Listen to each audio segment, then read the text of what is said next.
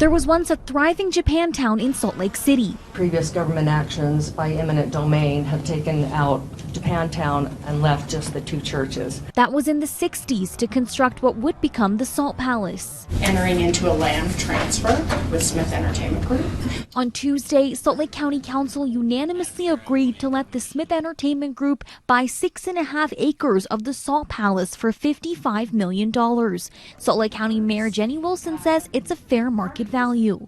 We now have a commitment to keep the jazz and hockey downtown. I think that's the most important thing that happened today, with the exception of the fact that we have revenue now to build our Salt Palace back better. Now this is the area between South Temple and First South and 2nd and 3rd West in downtown Salt Lake City, called the Mid-Block area, surrounded by the Delta Center, Abravanel Hall, City Creek, and Umoka. Also transitions the property from tax exempt to taxable status.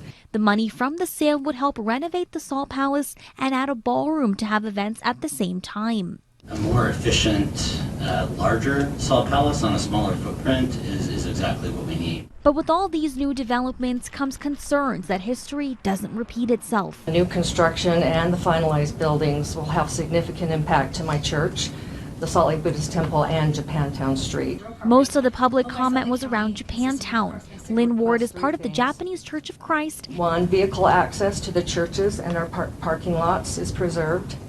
2, a fund for cleaning and damage remediation is established and made available to the churches.